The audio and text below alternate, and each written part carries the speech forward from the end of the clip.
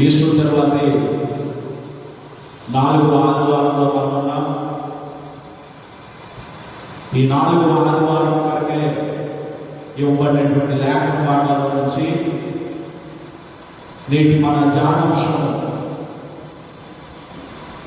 యాకోబు పత్రిక 4వ యాకోబు పత్రిక 1వ అధ్యాయం 18వ వచనాన్ని మూలవాక్యంగా చేసుకుని యాకోబు పత్రిక 1వ అధ్యాయము 18వ వచనాన్ని చదువుకుందాం.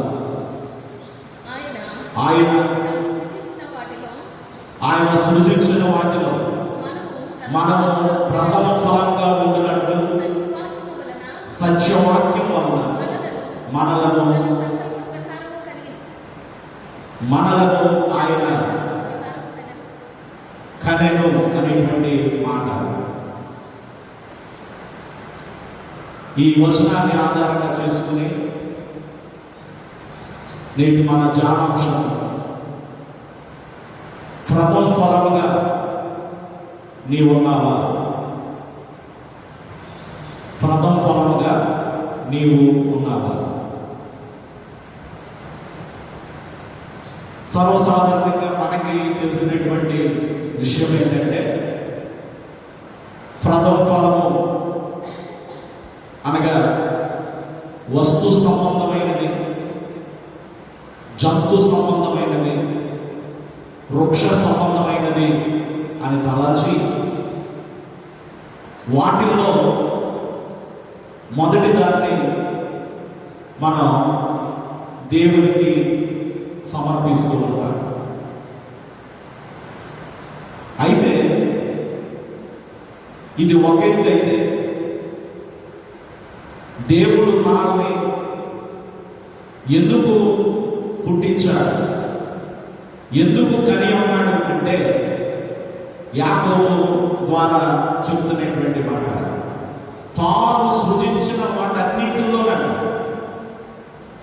ఎన్నైతే ఆయన సృజించాడో అన్నిటిలో మనము దేవునికి ప్రథమ ఫలంగా ఉండుట కొరకు సత్యవాక్యం ద్వారా మనల్ని కనెను.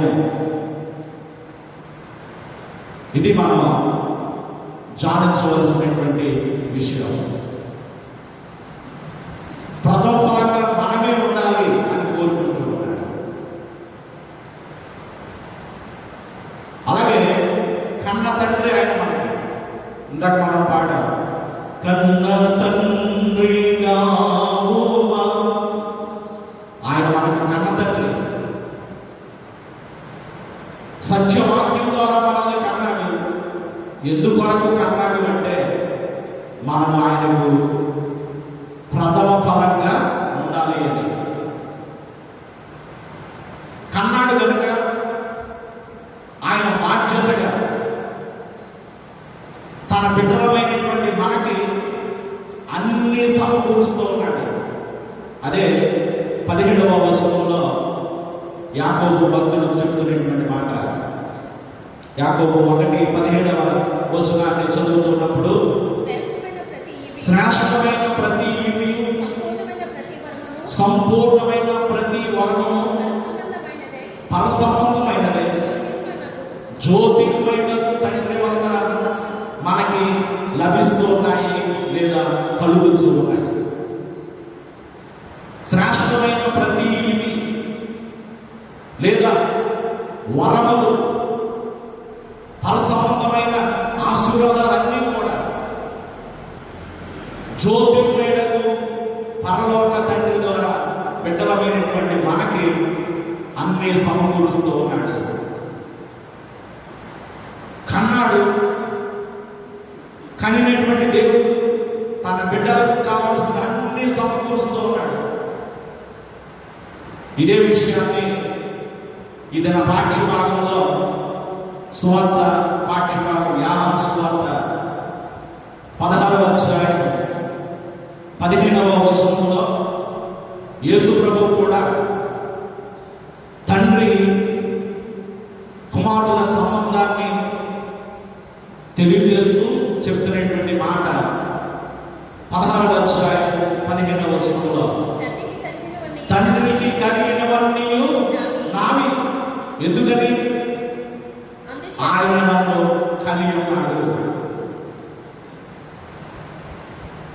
యేసుక్రీస్తు కూడా మనవలనే తండ్రికి కుమారుడై ఉన్నాడు.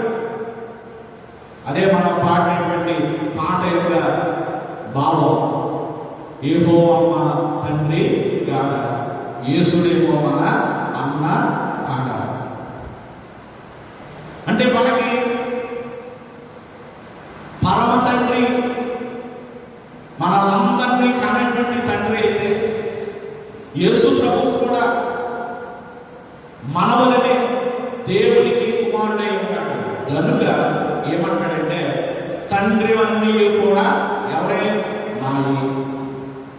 తండ్రికి ఏమైతే ఉన్నాయో ఆస్తి అంతస్తు, తండ్రికి కలిగినవన్నీ కూడా ఎవరికి చెందుతాయి అంటే బిడ్డలైన వారికే చెందుతాయి. కన్న తండ్రి కలిగి ఉన్నవన్నీ కూడా కన్న బిడ్డలమైనటువంటి మనకే.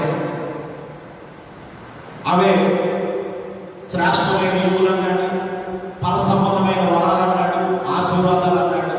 ఏవైతే తండ్రివో అవన్నీ కూడా మనవి.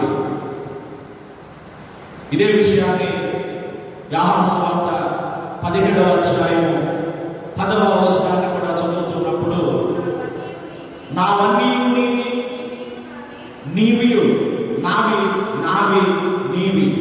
ఇద్దరము నా దగ్గర ఉన్నప్పుడు నీకు ఇస్తాను, నీ దగ్గర ఉన్నప్పుడు నేను తీసుకుంటాను. ఎందుకంటే తండ్రి కుమారుల మధ్య సంబంధం. తండ్రి నీవన్నీ కూడా నావి. అలాగే మనకు తెలుసు తప్పిపోయిన కుమారుని యొక్క ఉపమానంలో పెద్ద కుమారుడు తండ్రి చెంతనే ఉన్నాడు, చిన్న కుమారుడు తండ్రికి దూరం అయిపోయాడు, తనకున్నదంతా పోగొట్టుకుని వచ్చాడు. అయినప్పటికీ తండ్రి కనుక ఆ కుమారుడిని చేర్చుకుని తిరిగి మళ్ళా తన స్వాక్షంలో భాగమిచ్చాడు. కారణం ఏంటంటే కన్న తండ్రి కనుక. అలాగే పెద్ద కుమారుడు కొంత బాధ కలిగింది.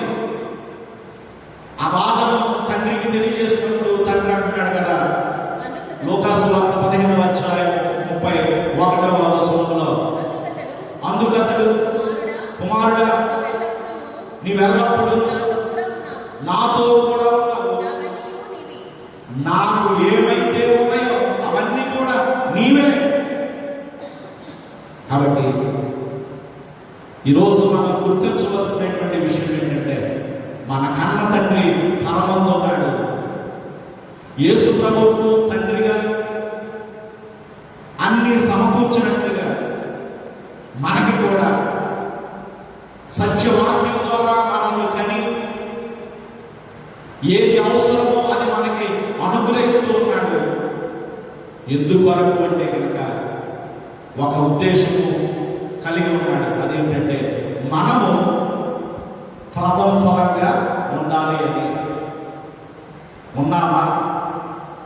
ఇది మనం ప్రశ్నించుకొని, ఒకవేళ మనం దేవునికి ప్రథమ ఫలముగా లేకపోతే ఇప్పుడైనా ఇక్కడి నుంచి అయినా ప్రథమ ఫలమైనటువంటి వారముగా ఉండటానికి సిద్ధపడాలి. ప్రథమ ఫలం విషయం చాలా మందికి తెలుసు. ఒక చెట్టు కాయ కాస్తే, పువ్వులు పూస్తే, ఒక జంతువు పిల్లలను పెడితే, లేదా అవి గుడ్లు పెడితే, ఏదైతే మొదటిదవుతుందో ఆ మొదటి దాన్ని ఏమంటామంటే ప్రథమ ఫలం అంటాం. దాన్ని తీసుకొచ్చి ఎక్కడికి తీసుకొస్తామంటే దేవుని సన్నిధికి. అంటే మనందరి ఉద్దేశం పరిశుద్ధ గ్రంథం చెప్పేటువంటి మాటలు ప్రథమ ఫలం ఎవరిదంటే దేవునిది. ప్రథమ ఫలం ఎవరిది? దేవునిది.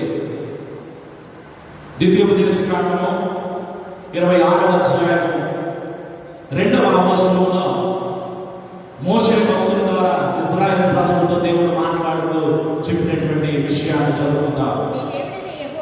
మీ దేవుడైన యెహోవా నీకిచ్చుచున్న ఈ భూమిలో నుండి నీవు కూర్చుకొను భూఫలములన్నిటిలో ప్రథమ ఫలములను తీసుకొని గంపలో ఉంచి నీ దేవుడైన యెహోవా తన నామ మందిరమునకు ఎక్కడైతే ఏర్పాటు చేసుకుంటాడో ఆ స్థలానికి నీవు ఆ భూమిలో పండించినటువంటి మొదటి ఫలాలను తీసుకుని దేవుని సన్నిధికి రావాలి. అదే అధ్యాయంలో 10-11 వచనాలను చదువుతున్నప్పుడు, కాబట్టి యెహోవా నీవే నాకు ఇచ్చినటువంటి ఈ భూమి యొక్క ప్రథమ ఫలములను నేను తెచ్చి ఉన్నాను. ఇవి ఎక్కడి నుంచి వచ్చాయంటే నీవే ఇచ్చావు ఆయన, నీవే ఇచ్చావు.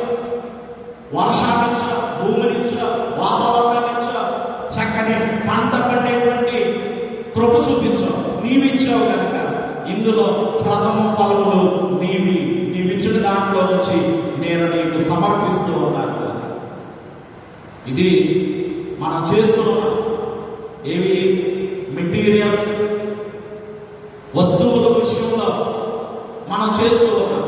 కానీ చేయలేకపోతుంది అంటే మనము ప్రథమ ఫలమని ఇంకా గుర్తించలేదు. ప్రథమ ఫలం అనగా ఇది దేవునిది అని అర్థం. మరి దేవుడు మనల్ని ప్రథమ ఫలమని చెప్తూ ఉన్నాడు అంటే మనం ఎవరి వారము? దేవుని వారం. ఉన్నామా దేవుని వారంగా? ప్రథమ ఫలంగా ఉండాలి అని మనల్ని కని ఉన్నాడు. మన కొరకు అన్ని సమకూరుస్తూ ఉన్నాడు.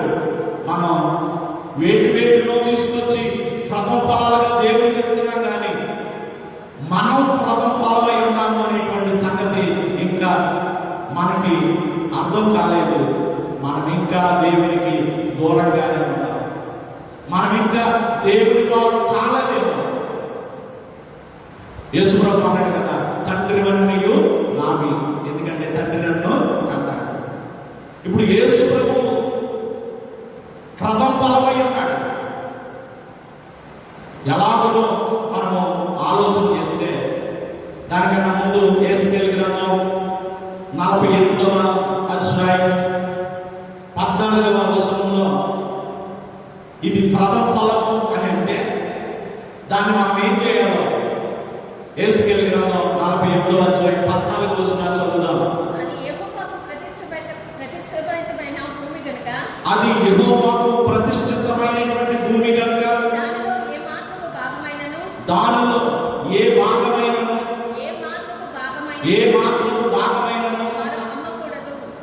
వారు దాన్ని ఏం చేయకూడదు? అమ్మకూడదు, బదులుగా ఇవ్వకూడదు. ఆ భూమి యొక్క ప్రథమ ఫలములను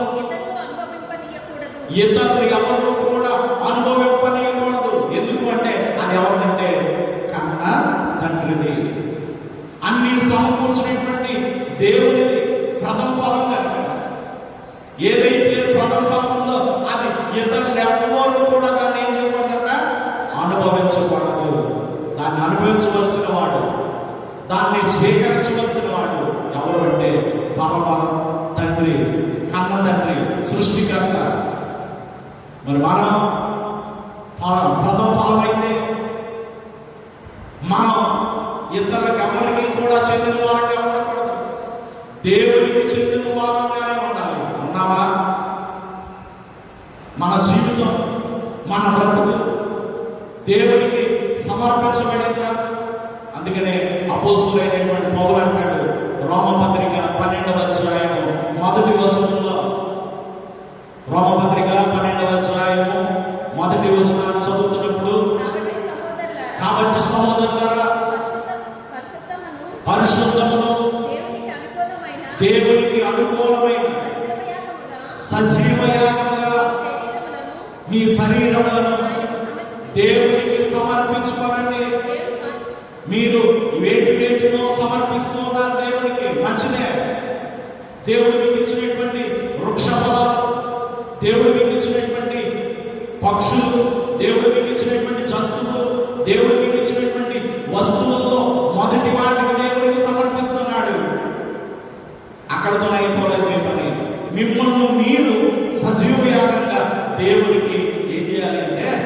సమర్పించుకోవాలి. ఇది ప్రథమ ఫలం అంటే. ఎవరు ప్రథమ ఫలం అంటే మనమే. ఎవరికి వారే. నేనే దేవునికి ప్రథమ ఫలం. యేసుక్రీస్తు ప్రథమ ఫలంగా ఉన్నాడు. డైరెక్ట్గా పునరుద్ధానం తర్వాత రాయబడినటువంటి మాట మొదటి కొరింథీ పత్రిక 15వ అధ్యాయం, మొదటి కొరింథీ పత్రిక 15వ అధ్యాయం 20వ వచనంలో అపోస్తలుడైనటువంటి పౌలు చెప్తున్నటువంటి మాట, ఇప్పుడైతే నిద్రించిన వారిలో ప్రథమ ఫలముగా యేసుక్రీస్తు మృతుల్లో నుండి లేపబడి ఉన్నాడు. ఎలాగంట? ప్రథమ ఫలముగా. యేసుక్రీస్తు మనకులాగా తండ్రికి కుమారుడే. తండ్రివన్నీ కూడా ఆయన తీసుకున్నాడు భూమి మీద ఉన్నప్పుడు. కానీ అడుగడుగున యేసు ప్రభు యొక్క జీవితంలో ప్రథమ ఫలంగా ఉన్నాడు. యేసుక్రీస్తు చనిపోయి తిరిగి లేచిన వారిలో ప్రథమ ఫలం. ఇక్కడ ఆయనకి రాయబడింది యేసుక్రీస్తు ప్రథమ ఫలం. 23వ వచనంలో కూడా మాట కనబడుతుంది. 23వ వచనంలో, ప్రతి వాడు తన తన వరుసలోనే బ్రతికింపబడు ప్రథమ ఫలము క్రీస్తు. క్రీస్తు ఎలా ఉన్నాడు? ప్రథమ ఫలంగా ఉన్నాడు. అపోస్తలుల కార్యాల గ్రంథం 26వ అధ్యాయం 22వ వచనంలో పౌలు మరొకసారి ఈ మాటనే చెబుతూ ఉంటాడు. ఇక్కడ ఉపయోగించబడినటువంటి మాట, మొదటి వాడు, మృతుల్లో నుండి లేపబడిన వారిలో మొదటి వాడుగా ఉన్నాడు. దీన్నే జ్యేష్ఠుడు అంట. జ్యేష్ఠుడు అంట, మొదటివాడంట, ప్రథమ ఫలం అంట, అన్ని ఒకటే. ఏదైతే ప్రథమ ఫలమో అది దేవుడిది. అది ఎవరికి కూడా చెందకూడదు. అందుకనే యేసుక్రీస్తు ఇదిన పాఠ్య భాగంలో యోహాను సువార్త 16వ అధ్యాయం 5వ వచనంలో తన శిష్యులతో ఏమని చెప్తున్నాడు అంటే, నేను నా తండ్రి వద్దకు వెళ్ళుచున్నాను. తండ్రి వద్దకు వెళుతున్నా. ఎందుకు తండ్రి వద్దకు? ప్రథమ ఫలం కనుక, అది తండ్రికి చెందింది కనుక. యేసు ప్రభు యొక్క జీవితం అంతా కూడా అడుగడుగున తండ్రి పనుల మీదే ఉన్నాడు. 12వ ఏట తల్లిదండ్రులు వెతుకుతున్నటువంటి సమయంలో అన్నాడు, నేను నా తండ్రి పనుల మీద ఉండవాలని మీకు తెలీదా? యాకోబు బాబు దగ్గర సమరయ స్త్రీతో మాట్లాడుతూ శిష్యులు వచ్చినప్పుడు అంటున్నాడు, నేను నా తండ్రి చిత్తమును నెరవేర్చుటై నాకు ఆహారం అన్నాడు. అలాగే సిలువలో మనం చూస్తుంటాం, తండ్రి నీవు నాకు అప్పగించినటువంటి పనులన్నీ కూడా నేను సంపూర్తి చేస్తాను. ఇలాగ అనుక్షణం తండ్రితో సంబంధ బాంధవ్యాలు కలిగి ఉండటం ప్రథమ ఫలంగా ఉండటం. యేసుక్రీస్తు ప్రథమ ఫలంగా ఉన్నాడు. ఎందుకంటే అన్ని విషయాల్లో మనకి మాదిరి అంట. యేసుక్రీస్తు అన్ని విషయాల్లో మాదిరి. మనం ఎలా ఉండాలి, ఏ విధంగా జీవించాలి, మనకి మాదిరి ఉంచాడు. యేసుక్రీస్తు ప్రథమ ఫలంగా ఉంటాడు. మరి మనం ప్రశ్నించుకుందాం. ఏదో చిన్న చిన్న వస్తువులు తీసుకొచ్చి ఇదిగో నాయనా ప్రథమ ఫలమని ఇచ్చేసి చేతులు దులుపుకుంటున్నామేమో. ఇలాంటి వారి కోసమే యేసు ప్రభు చెప్తూ ఉన్నాడు, చిన్న చిన్నవి ఇస్తారట, పెద్ద పెద్దవన్నీనేమో తీసేసుకుంటారట. శాస్త్రులు పరిచర్యల గురించి యేసు ప్రభు చెప్పినటువంటి మాట, పుదీనా, జీలకర్ర, ఇలాగా చిన్న చిన్నవి ఉంటాయి కదా. అలాగే మనకి మామిడి పళ్ళు, చిన్న చిన్న ఇలాంటివి పట్టుకొచ్చి ఇదిగో ఆయన ప్రథమ ఫలం అని, కోడి గుడ్డేమో ఆయనకి, కోడేమో మనకి, ఒక కాయేమో ఆయనకి, మిగతా కాయలన్నీ పచ్చడి, సంవత్సరం అంతా పచ్చడి, ఇలాగా. అయితే యేసు ప్రభు మనకు ఒక మాదిరి ఇచ్చాడు. ఆయన ప్రథమ ఫలంగా ఉన్నాడు. మరి ఇప్పుడు మనం అన్ని తీసుకుంటున్నాం. కన్న తండ్రి అయితే దేవుడి దగ్గర నుంచి అన్ని అనుభవించి ప్రథమ ఫలంగా ఉన్నామా లేదా? ప్రథమ ఫలం అంటే అర్థం ఏంటంటే దేవునికి చెందింది. కొంతమంది యేసుక్రీస్తు ఎలాగైతే ప్రథమ ఫలంగా ఉన్నాడో, కొద్దిమంది వ్యక్తులు కూడా ప్రథమ ఫలంగా ఉన్నారు. వారు ఎలాగ ప్రథమ ఫలం అయ్యారో తెలుసుకుంటే మనం కూడా అలాగా ఉండగలిగితే ప్రథమ ఫలమైన వారంగా ఉంటాం. ఆలోచన చేస్తే రోమపత్రిక 16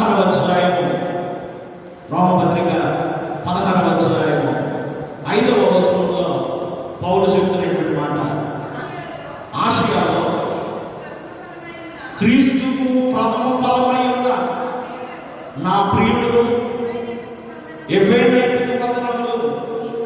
ఈ ఉత్తరంలో పౌలు ప్రస్తావించినటువంటి మాట ఆసియాలోనట క్రీస్తుకు ప్రథమ ఫలంగా నా సహోదరుడు ఎఫెసీయుడు ఉన్నాడు అని చెప్తున్నాడు.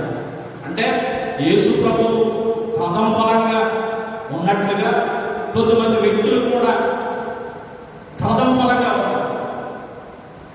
పౌలు చెప్తున్నటువంటి మాట ఆసియాలో అంటే పౌలు 3 ప్రపంచ యాత్రలు చేశాడు, సువార్త ప్రకటన చేసుకుంటాడు.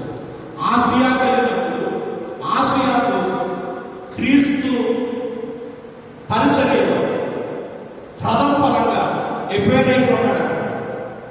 దీనికన్నా ఇంకా కొంచెం మనం అర్థం చేసుకోవడానికి 1 కొరింథీ పత్రిక 16వ అధ్యాయం 15వ వచనాన్ని చదువుదాం. 1 కొరింథీ పత్రిక 16వ అధ్యాయము 15వ వచనం. స్టెఫెను ఇంటి వారు అకయ యొక్క ప్రథమ ఫలమై ఉన్నారు. ఎవరు వీళ్ళు? స్టెఫెను యొక్క కుటుంబం. స్టెఫెను ఎవరో మనందరికీ తెలుసు. పరిశుద్ధాత్మతో నింపబడి క్రీస్తు కొరకు మొదటి హతసాక్షి అయినటువంటి స్టెఫెను, అతనే చనిపోయాడు. అతని కుటుంబం ఉంది. అతని కుటుంబం అంట అకయా ప్రాంతానికి, ఎఫెసీయుడు ఏమో ఆసియా ప్రాంతానికి, స్టెఫెను కుటుంబ సభ్యులేమో అకయా ప్రాంతానికి ప్రథమ ఫలంగా ఉన్నారట. ఎందుకు ప్రథమ ఫలం అయ్యారు అంటే ఆ తర్వాత మాట మనం చదువుదాం. వారు పరిశుద్ధులకు పరిచర్య చేయుటకు తమ్మును తాము అప్పగించుకుని ఉన్నారు. ఇది ప్రథమ ఫలమై ఉండటం అంటే ఏం చేయడానికి? పరిశుద్ధులైన వారికి పరిచర్య చేయడానికి. ఎవరు పరిశుద్ధులు? దేవుని సంఘమే. క్రీస్తు కొరకు పరిచర్యలో ఎవరో పిలిస్తే కాదు, ఎవరో చేయమంటే కాదు. చాలా చక్కని మాట అక్కడ పౌలు ఉపయోగిస్తున్నాడు. వారు పరిశుద్ధులకు అనగా దేవుని సంఘానికి పరిచర్య చేయడానికి తమ్మును తామే అప్పగించుకున్నారు. ఇది ప్రథమ ఫలం అంటే. ఈ రోజున మన క్రైస్తవ విశ్వాస జీవితాలు చూస్తే సంఘ పరిధిని ఏదైనా చేయాలి అంటే బ్రతిమలాడాలి, 1కి 10 సార్లు చెప్పాలి, రండి ఈ పని ఉందని. కానీ ప్రథమ ఫలం అంటే సంఘ పరిధిలో విశ్వాసులకు ఏదైనా ఒక పరిచర్య చేయవలసి వస్తే తమకు తాముగా వచ్చి ఆ పని చేసే వారే క్రీస్తుకు ప్రథమ ఫలంగా ఉంటారు. యేసుక్రీస్తు ప్రథమ ఫలంగా ఉన్నాడు. ఎఫెసీయుడు అలాగే స్టెఫెను వారు ప్రథమ ఫలాలుగా ఉన్నారు. మరి మన జీవితాల్లో ఇంకా ఒకవేళ దేవునికి చెందిన వారంగా మనము అవలేదేమో. నీ వస్తువులు ఎవరికి కావాలి? ఎందుకంటే ఇప్పుడున్నవన్నీ కూడా ఆయనవే.